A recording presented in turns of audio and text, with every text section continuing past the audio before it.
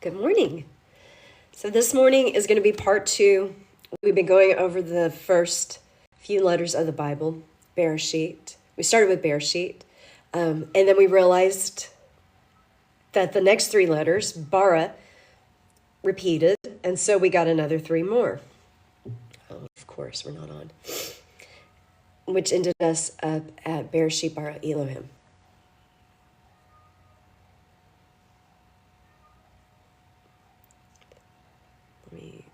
I gotta pause.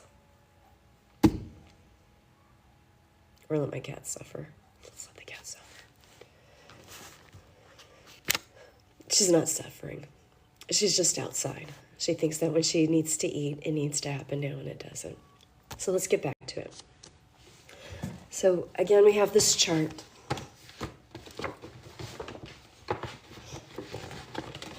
And we started with the first 3 letters of the Bible. This is going to be backwards for you. B-R-A. And then we went to the next 3, which is Shin, Yod, Taf. So this is BERESHIT, the first word of the Bible. And then those first 3 letters, Bar, Resh, Aleph, repeated again. And so since this shape makes a magic square.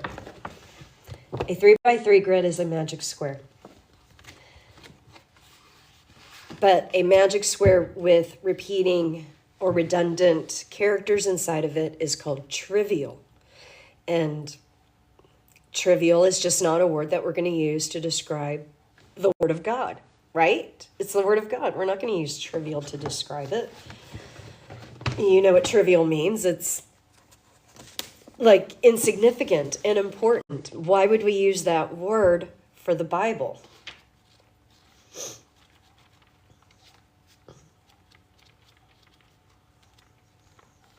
I wonder if it's also a legal word.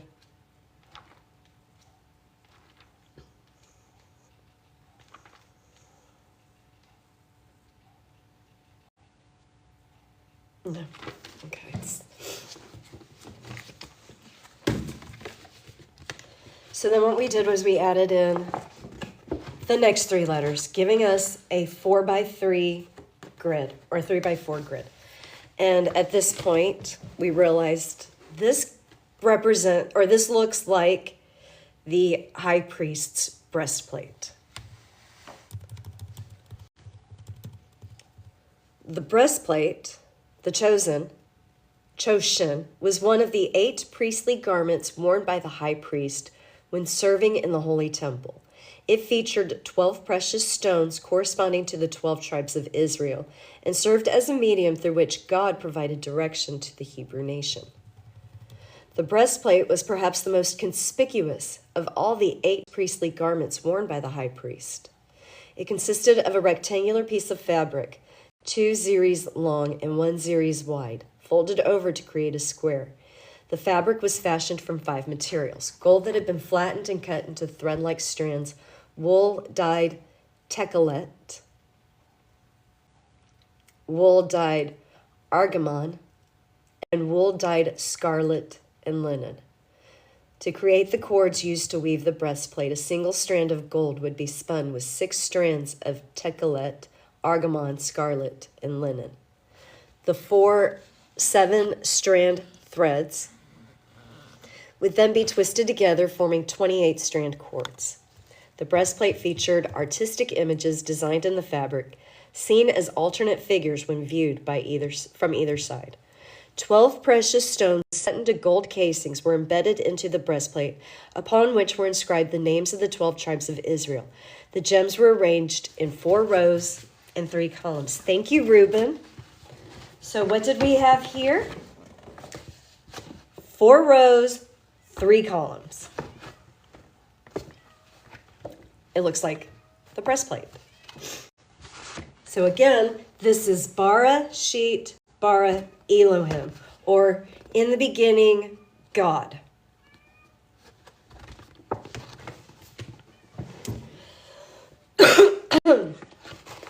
So this is where we're going to pick it up for today. If each of these squares corresponds to a stone of the high priest's breastplate, that means they are actually different. I've got to show you guys something. Yeah, let me show you now. So again, we started out with the 3 letters, or the 3 rows. And this row of letters was redundant. So it kind of goes away. That's why I made this to flap. Okay, so it goes away.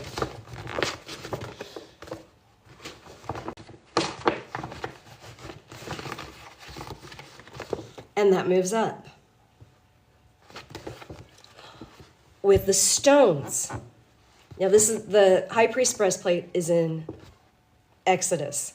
In Ezekiel, we see an almost identical breastplate, but the stones are changed because this row moves up to here and this row moves down here. So bringing us back to a 3x3 grid. And then, what did they just say? That the 12 precious stones were inscribed with the names of the 12 tribes of Israel. And what do we know happened with the 12 tribes of Israel? Reuben and Simeon, the first 2 sons, lost their inheritance. And then Levi, the third, he didn't really get one because he was the priest class, right? He was left out, and that's why everybody says, well, that's why Joseph got 2 portions, his kids.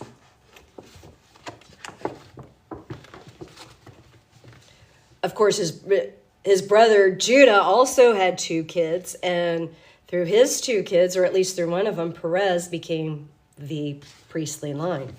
Or, I'm sorry, Levi was the priestly line. Judah was the royal line. Stand by.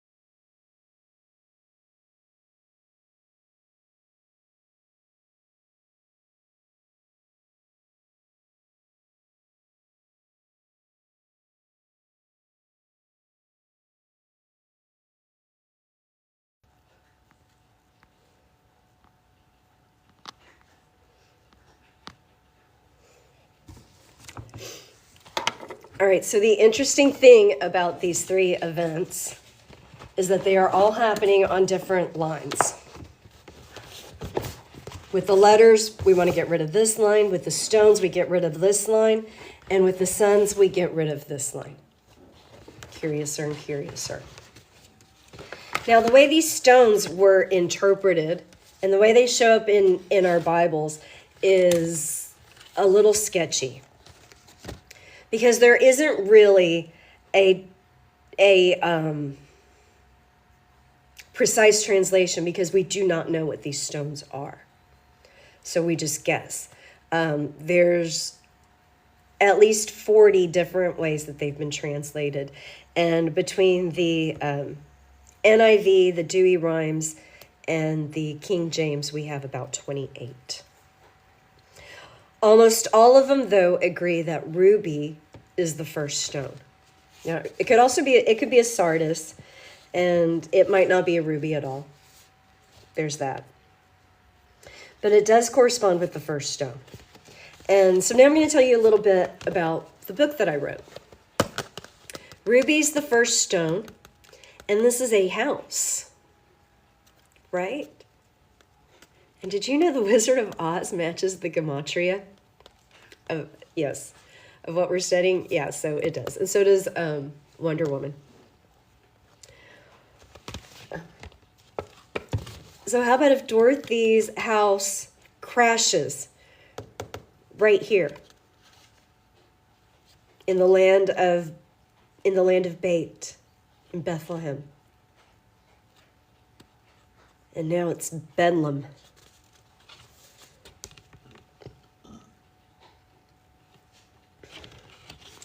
All right, and then this also corresponds with the son Reuben.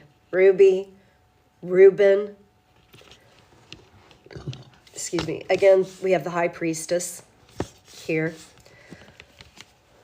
All right, so Dorothy starts on the yellow brick road. You see how there's two paths here? And what does the Bible say? There's a narrow path and a wide path. So Dorothy's going to take one of these paths. Of course, the ancients say in the Sefer Yeserat that there are 32 paths of wisdom. Kabbalah has mapped this onto the tree of life. Now, we're looking at two of them. Beit plus Resh, these two letters by themselves make sun. And this letter, Resh, this is an interesting letter.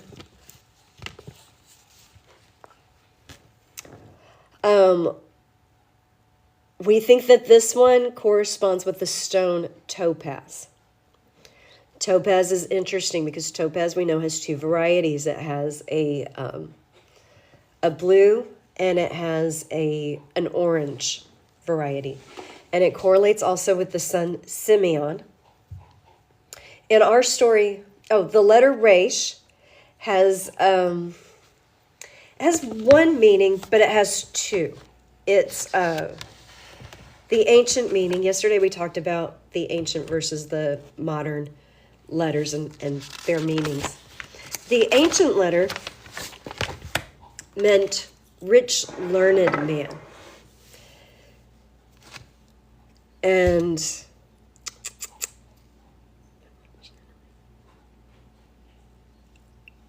Adam represents that. Of course, we can't have Adam and us, so he's our tin man. He had everything. The Son of God, B plus R, the Son of God, was placed in heaven, in Eden. And there he was happy. He had everything. God gave him a woman. And he was happy. He had everything. He had ground to work. He had a woman to love. He had fresh food. He didn't have to worry about bills or taxes or what he was going to eat. The man was happy. But then the fall comes. Genesis 3 explains it. The fruit's eaten. The man's condemned. They've got to leave. So now, Resh, the rich, learned man, bows his head. The meaning of this letter now is poor, wretched man. And Adam embraces that archetype as the rich, learned man, the one who walked with God and who lost it all to become the poor, wretched man. Now, the poor, wretched man, he still has salvation available to him, but nobody's coming to save you. You save yourself.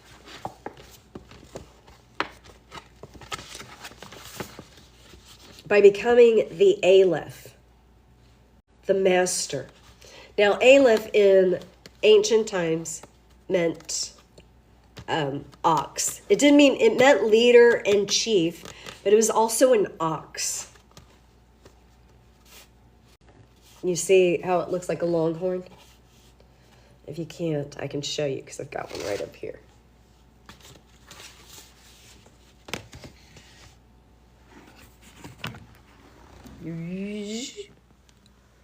Right? The Aleph.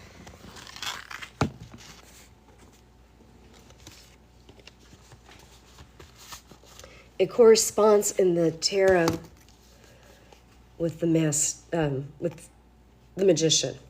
I call him the master of suits, the magician. This is the first card of the tarot's major arcana, and of course, Aleph is the first letter of the Hebrew alphabet. Now, Aleph is a silent letter. We think it means A, Ah. It's silent. It's a rest. Ancient Hebrew is not like modern Hebrew. It's not just an alphabet where the letters themselves were alive. They were literally alive. The rabbis say so. They were alive. They were living letters. These are like among all of the letters, among all of the Elohim, among all of the letters, one stood apart. And you can see how they fight for that. They fight for that position. You have Lamed, who wants to stick up, and Shin, who wears a crown.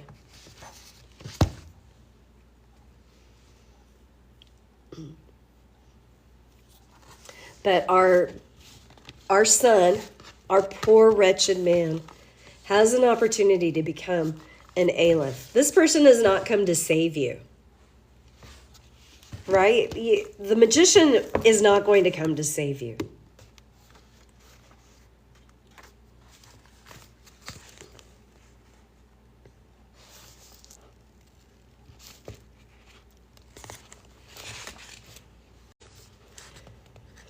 The suggestion throughout the card is the possession and communication of the powers and gifts of the Spirit.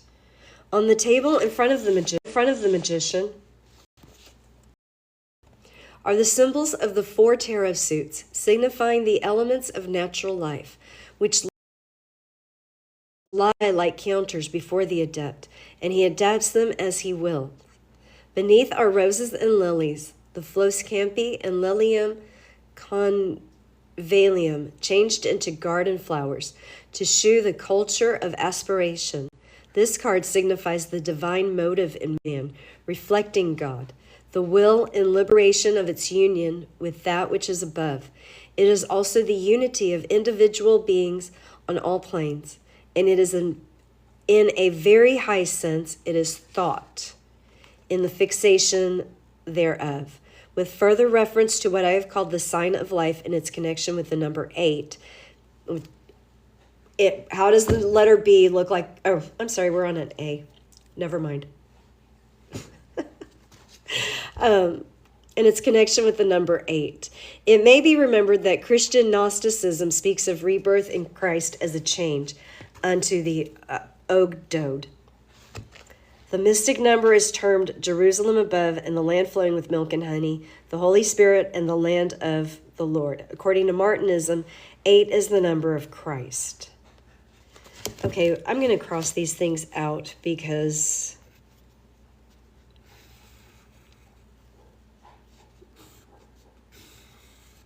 yeah, they're talking about the lemon skate and its connection with the number 8, not the magician itself. And we don't care about Martinism.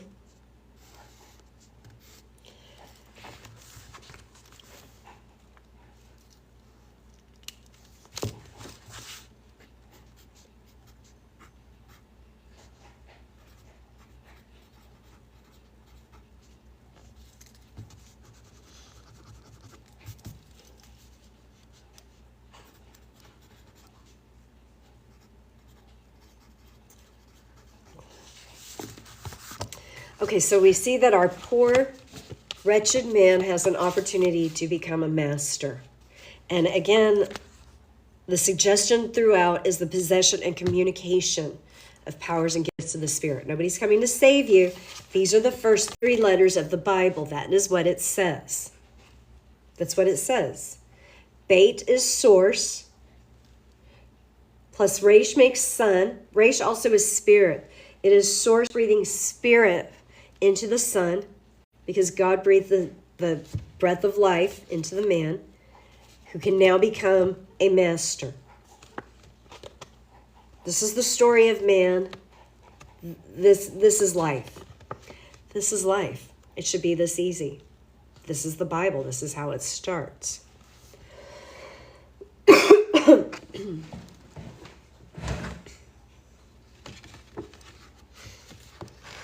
But it doesn't end there. Oh, let's see. We were talking about the stones too. All right. In the King James, this stone is translated as diamond.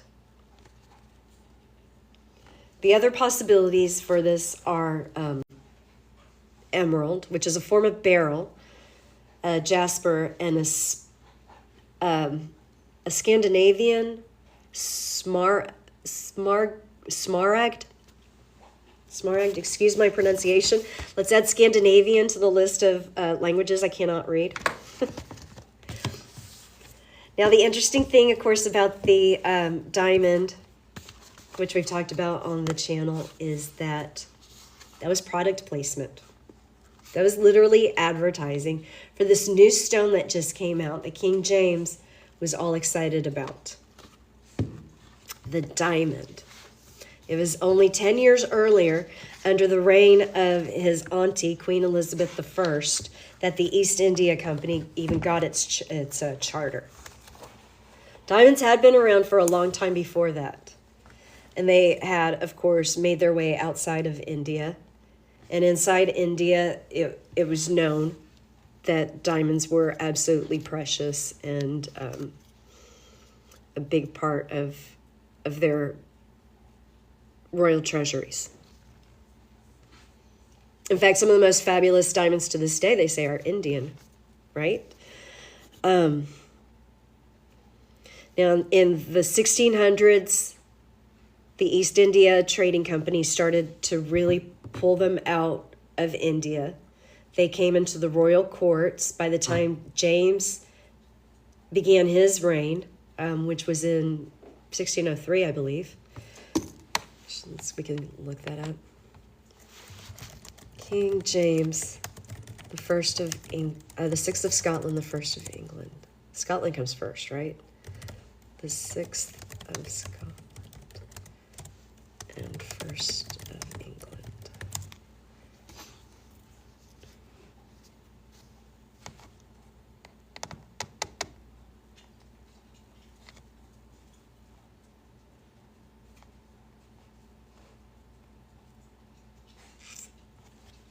Yeah, 1603.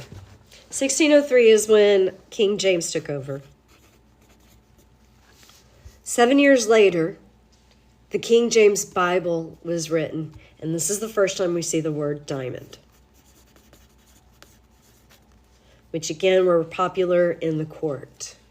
Also, William Shakespeare, who it is theorized that he could be Francis Bacon, or who's the other guy, Thomas More, part of the crew that worked on the King James, because it's always been about the intellectual elite. And if you don't know, well, damn, Aren't you damned?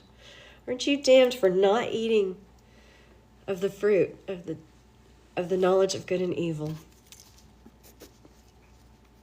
So people didn't know any better, and they thought the diamond, wow, I could own a piece of the breastplate. It's advertising. Its popularity soared. And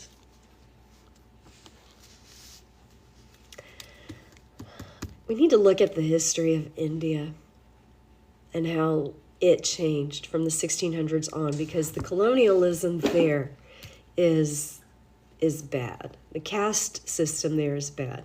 And they've always had a caste system, but has it always been like this? I'm curious.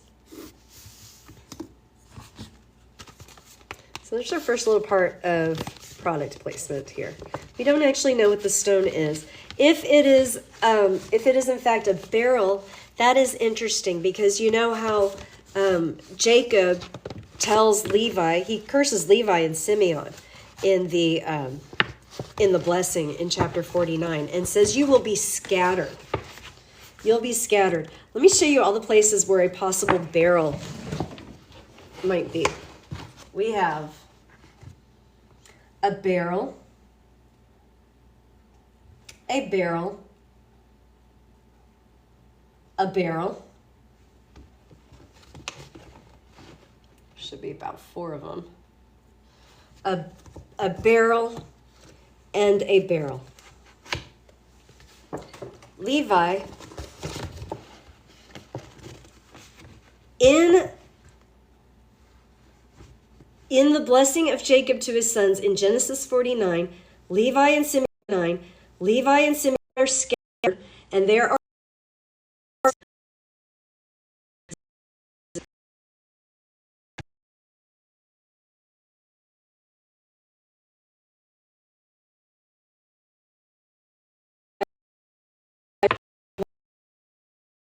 you get, when you put 2 of them together, you get a pair of oxen, like Aaron. Aaron is the only word in the Bible that starts with a pair of oxen.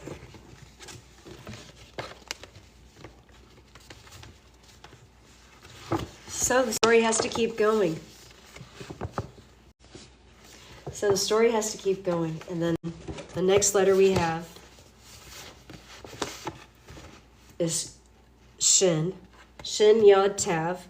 Then again we have Beit, Resh, Aleph. Beit, Resh, Aleph.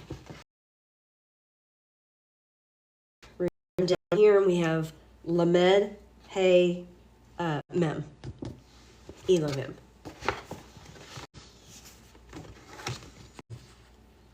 So our stones here, a possible emerald, which is a beryl, a carbuncle, turquoise, or chrysolite.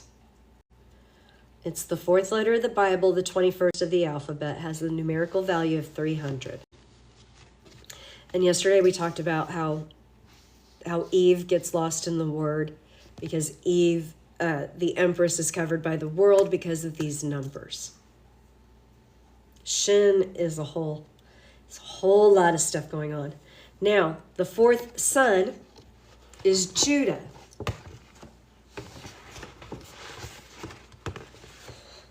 So Judah matches up with the 4th letter of the Bible, which is Shin or Sin.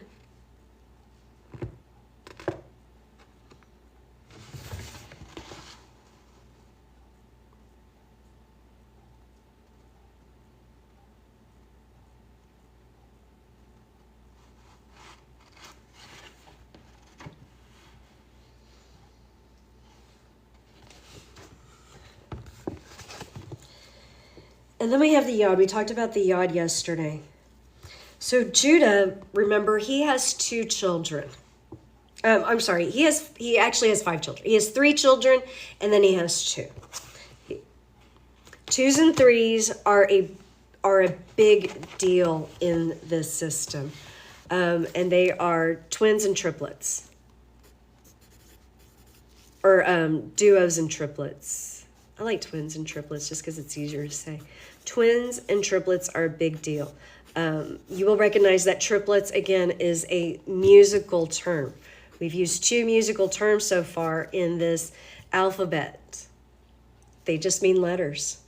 They just represent sounds. Are you sure about that? The ancient letters did more than that. Again, the ancient letters were, yes, sounds, but they were also concepts. They had names. They were numbers. And it's musical. I don't remember what the term is, but each little grouping, the letters themselves are one thing, and then each little grouping becomes another. So it's kind of like a hidden word puzzle because there were no spaces. There's no vowels. There's no conjunctions. It's the letters themselves that would provide that function. Like the L, again, the lamed is sort of a two, a going two. And you can kind of imagine it. It's tall. It's the tallest letter. The L, it's a rocket going up. The lamed.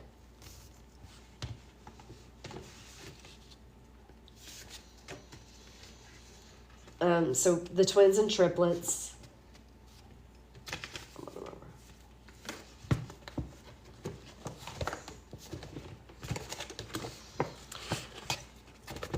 And then one of them jumps out.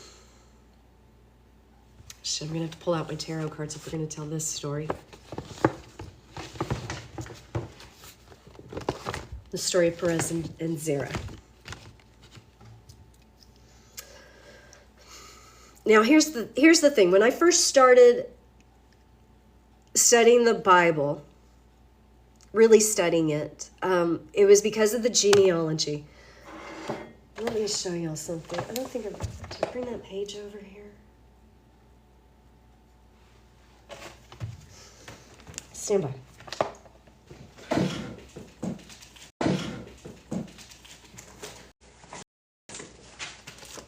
Yes, I've got it. Okay. I found this on the internet. I don't know if you can see it up there. It's the genealogy of Adam to Queen Elizabeth II. When I found this, I was home free. I was sleeping on my friend's couch, and she was very much into genealogy. She was very much into the royal family. And when I found this, I thought, oh, isn't that cool? I'm going to print it out for her. Hey, thank you. And so I printed it out, and she was like, what the fuck am I going to do with this? This is just a piece of trash. I don't care. So my ADHD brain was like, well, I folded that piece of paper, I put it in my Bible, it kept falling out, and that bugged me. So I says, well, I'm going to copy it. So I copied it, the whole thing. You can't read it very well. I can't either. But I copied every single word into my Bible.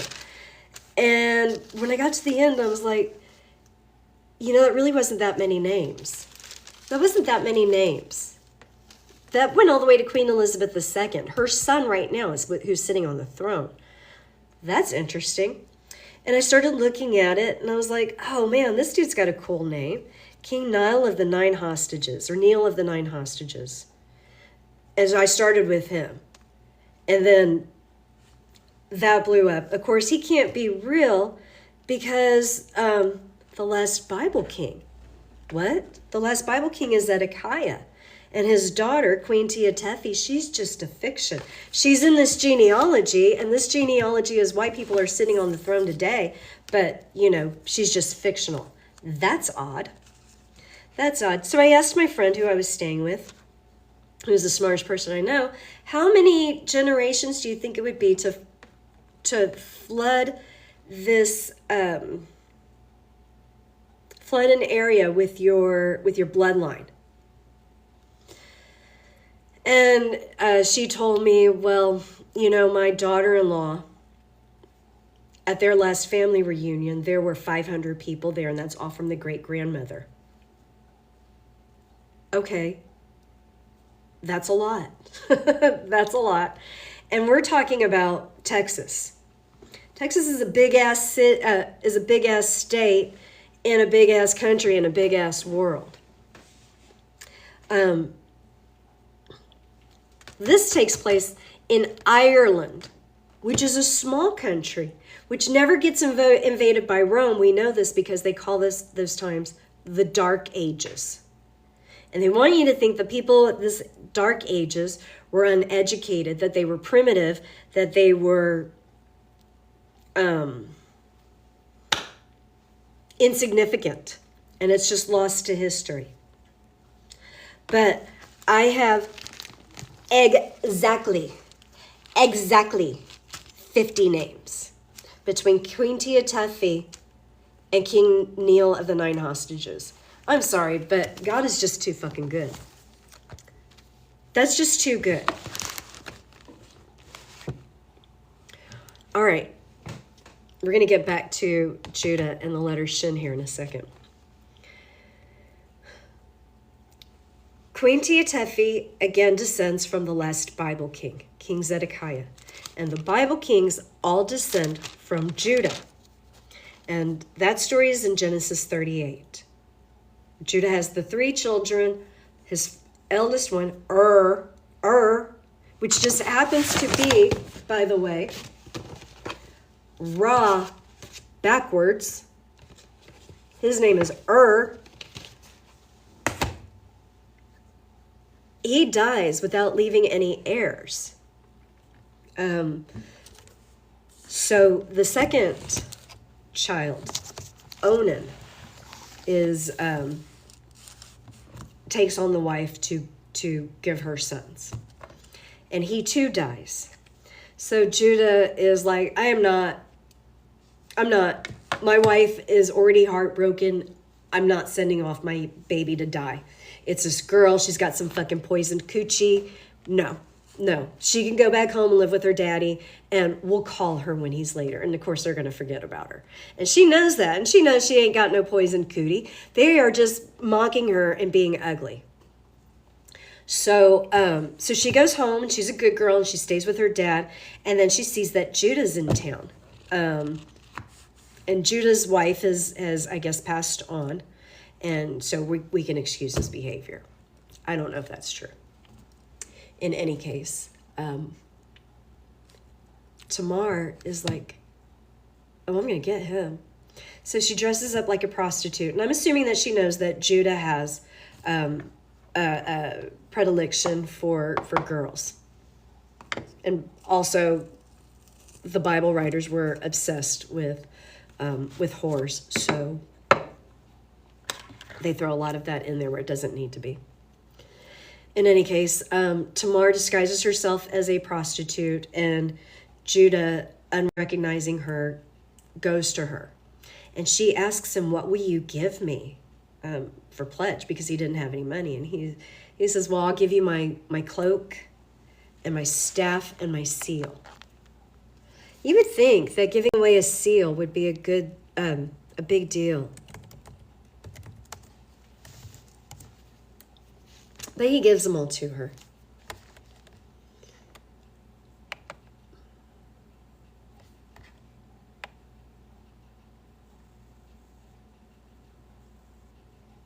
The seal, the cord, and his staff.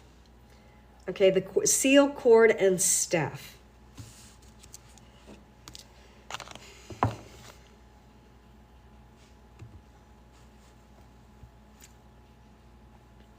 We do not know what happened to these things, to these relics. We don't know. We really don't know what happened to them.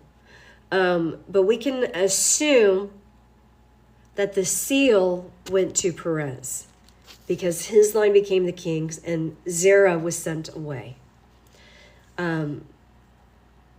Zerah was probably also given artifacts that identified him as part of Judah's family. You know, like, I'm Jon Snow. Everybody knows I'm of the house of Stark, but I'm Jon Snow. But really, he was a Targaryen, I guess, and he was a Sand. I don't fucking know. They do these things to disguise the names, but you still keep with you an artifact. Now, if you go back and you watch my YouTube channel, the video you want to look for is the missing piece. That's the one where I'm going to explain all of this. Okay. Of course, we see a staff here in this position. He had 2 children, right? Perez goes on and becomes the Hierophant. And here you see a staff.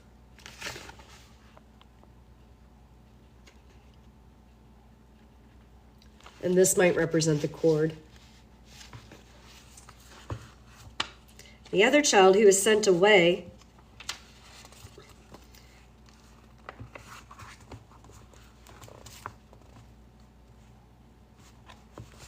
is here on the chariot, the number 7, Zerah. 7 is the letter Zain. Zain and Zerah go together. It's the fastest of all the cards. War, vengeance, trouble, providence.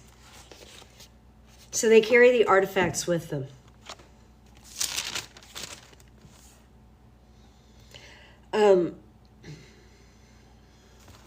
So we can, which means we can absolutely bring the genealogy all the way down to the Bible, or all the way down to the first word of the Bible.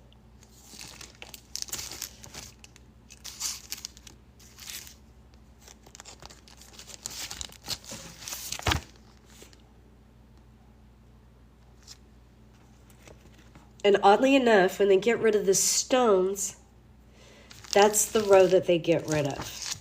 The one that positions Judah. All of them are all mixed up. I don't know if you can see this. It's a glyph engine. It's kind of like a mental Rubik's Cube.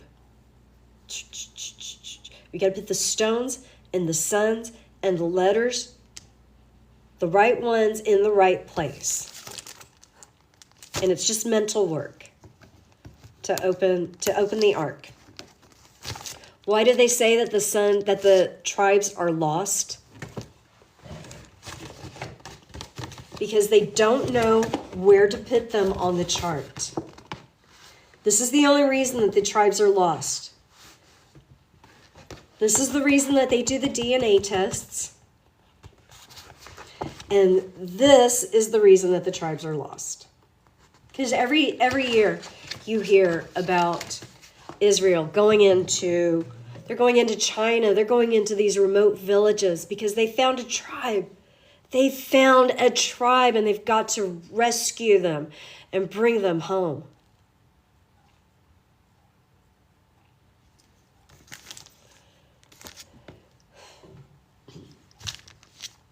So these tribes aren't exactly lost. Now, this is very interesting. These 2 lines of Judah split. Zerah, who rides off, and Perez, who comes down, and we associate him with the Hierophant because Perez, Pharisees. Again, when we have the same letter, when we have the same imagery, if it walks like a duck and it quacks like a duck, we're going to call it a duck. Okay, because a platypus, it doesn't quack. If it walks like a duck and it quacks like a duck, it's a duck. The Pharisees occupy the Hierophant space. That goes back to Perez. That's just what it is. Eventually, though, the lines of Perez and Zerah meet up, and they meet up outside of the Bible after the Old Testament is over in Ireland with Queen Tiatefi marries the Harriman. And again, they fled that nation, that island of Ireland with the bloodline. The left and the right hand of Judah together, which again is falling in this space of Shin, Sin, which again is the portal of the bloodlines that they are looking for. This is the mitochondrial DNA of the Sumerian moon god, and it represents the bloodline of Judah, the left and the right hand together, the royal bloodline. Now, why would they take that out? Gee, I wonder, why would they take that out? Why would Ireland be plagued with famine? Why do they say orange is the new black? Why is ginger an acronym for that word we can't say? Not an acronym. Rearrange the letters. Rearrange the letters, and what do you get? Why do they say gingers have no soul? Why are the Irish also taken as slaves? Why were the records destroyed? Why did the witch hunts come? Think about it. We just told you about the diamond and how that was in King James only. Now we're telling you about the bloodlines. And oh, by the way, you did know that King James was a prince of the scarlet thread, right? That's what that means. That little baby, Zerah, had the scarlet thread tied around his wrist. The cord. He had the cord of Judah tied around his wrist. When he went off, he took it with him. He was marked. Those two bloodlines came back together. That's the royal bloodline right there. After King Nail, there are a couple. Obviously, the kingship continues in Ireland because we know about them. But his sons, Neil's sons, 3 generations later, his direct great-great-great-great-grandson moved his family to Argyllshire, to Scotland. And then they stayed there for 12 generations and then became sovereigns of Scotland. Sovereigns. Not kings, sovereigns. You will recall that Queen Mary, James's mother, was Mary, Queen of Scots. Not Mary, Queen of Scotland, not President of Scotland. She was Queen of the Scots, Queen of the Scots people.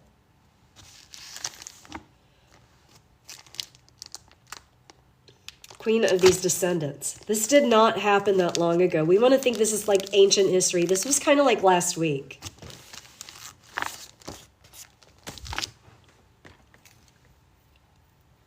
Now, where do we want to go? Again, we pretty much can say that the scribes, when they came from the Hebrew tribes, would not give Pharaoh exactly what he had. Even if he said, you stole it, because Pharaoh Ptolemy, yes, he was a Greek, but he was also Egyptian. He could have said, you stole it all from us, you're giving it back. Well, yeah, you can go ask somebody else. I'm going to give it back minus $100. That's my finder's fee. No, we're not telling you everything. Are you seriously going to tell me that the Jews didn't guard their scripture any more than your grandma protects her recipe? And her recipe probably uses Campbell's fucking soup. And she'll protect it more than you're going to protect your scriptures. You just gave the scriptures to the Greeks because, nobody can speak Jewish anymore. Excuse me, according to Wikipedia, it was in use to 400 CE. That's after St. Paul wrote, you do not know the scriptures. Hello, wasn't he writing to the Greeks? Why wouldn't they know the scriptures? They can't speak Hebrew and they can't fucking speak Greek? Are you kidding me? Stop lying. So we already have proof. We have proof of that. And then we know that this next word, trivial, no. So we know these letters are gonna change. We know that when we match this up to the stones of the high priest's breastplate, that is going to change because Lucifer is missing 3 stones. Exact same stones, exact same order, minus this row. The sons, again, lost his inheritance, scattered. Missing a row of sons. And the tribes are lost.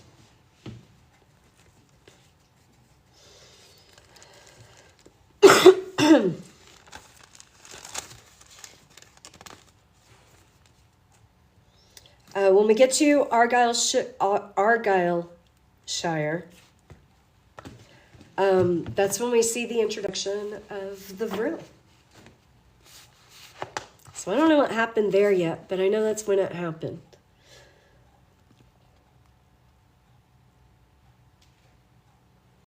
Kind of a little thing. Oh, but Ireland. Let's go back to Ireland. I did want to point this out. What is the opposite of man? Some of you might say woman. The opposite of man is land. Land. This is why we call Mother Earth, because Source created the land, and then from the land came the man. Because a woman creates everything. The right brain. The woman creates everything. The opposite of man is land. Ireland. What's another word for ire? It's woe. It's not woman. It's woe land. It's a land of sadness and strife. Think about it. All right. Thanks for joining me this morning. Peace out.